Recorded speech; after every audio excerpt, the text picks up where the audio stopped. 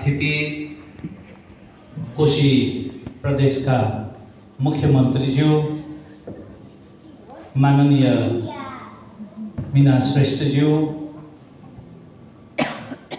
हाम्रा श्रद्धेय विभिन्न देशबाट पाल्नुभएका हाम्रा अग्रज मास्टरहरू, आर्टिस्टहरू र रङ्गमञ्चको विभिन्न विधामा विधागत विज्ञता लिएर आफूलाई स्थापित गर्नुभएका विश्व रङ्गमञ्चका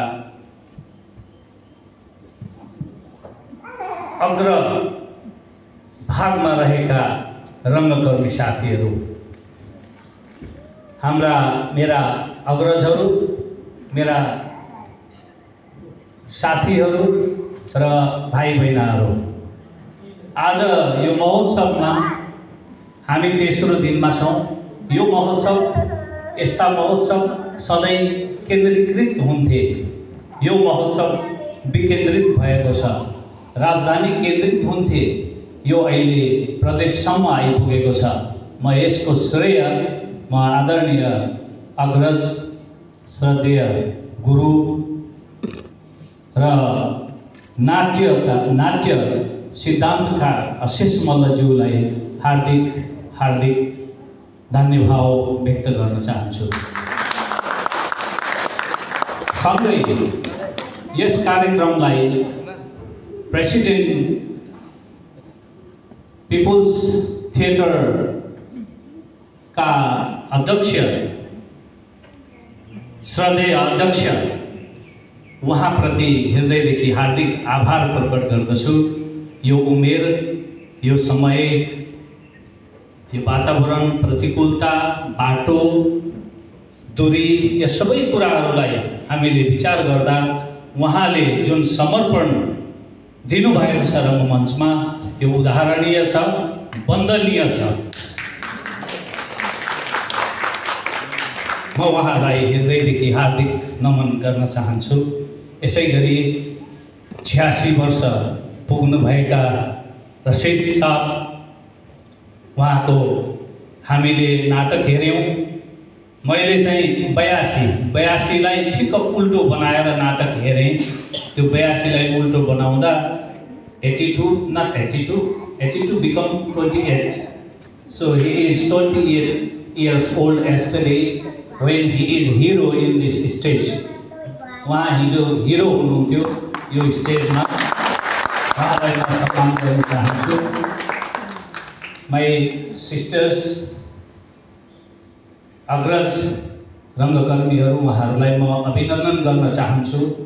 उहाँहरू सबैले राम्रो पर्फर्मेन्स गर्नुभएको छ, जसले हामीलाई मनोरञ्जन होइन, मनोरञ्जन हामीले लिएनौँ, हामीले सिकाइदियौँ। हामीले धेरै कुरा सिकेका छौँ, उहाँहरूको सम्प्रेषण प्राप्त गरेका छौँ। उहाँहरूले हामीलाई इम्प्रेस गर्नुभएको छ। विश्व रङ्गमञ्चमा श्वास फेर्न सिकाउनु भएको छ। त्यो उहाँहरूलाई म सम्पूर्णलाई एकमुष्ट हार्दिक अभिनन्दन गर्न चाहन्छु। यो कार्यक्रम भोलि धनकुटामा हुन्छ। त्यसपछि उहाँहरू हाम्रो पहाडलाई केही निहाल्नुहुन्छ र केही समयपछि स्मृतिमा रहनुहुन्छ, हृदयमा रहनुहुन्छ र उहाँहरू आफ्नो देशमा पुग्नुहुन्छ। तर मलाई विश्वास छ उहाँहरूले हामीलाई अवश्य बिर्सनु हुने छैन। उहाँहरूसँग फेरि पनि हामी यही ठाउँमा अझ भव्य र अझ बृहत ढङ्गबाट फेरि पनि भेटघाट हुनेछौँ। म उहाँहरू सबैलाई आगामी दिनमा पनि हामीलाई सम्झिनुहोस् है र हामी सम्झिरहन्छौँ भनेर म उहाँहरूलाई अनुरोध गर्न चाहन्छु।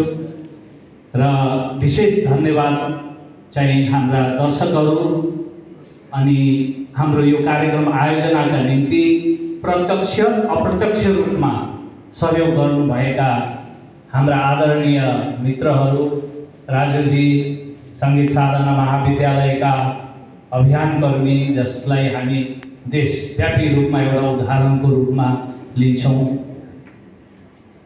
रङ्गकर्मी साथीहरू, जम्मा हामी 16-17 वटा रङ्गकर्मी संस्थाहरू यहाँ आबद्ध भएका छौँ। कलालय हाम्रो इटलीको गौरव हो। भाइहरू धरानबाट सबैभन्दा पुरानो रङ्गस्रष्टा अनाम नाट्य समूह सम्पूर्ण रूपमा उहाँहरूले एक दिन पनि नछुटाइकन अध्यक्षज्यू आफै आएर बिरामी हुँदा पनि उहाँ यहाँ सक्रिय रहनुभयो। प्रदीप पुरीज्यू मेरो पुरानो मित्र झापाबाट आउनुभयो, उदयपुरबाट साथीहरू आउनुभयो, इलामबाट साथीहरू आउनुभयो, विभिन्न क्षेत्रबाट साथीहरू आउनुभएको छ र प्रतिभाशाली साथीहरू यो कार्यक्रममा सहभागी हुनुभयो। हामीले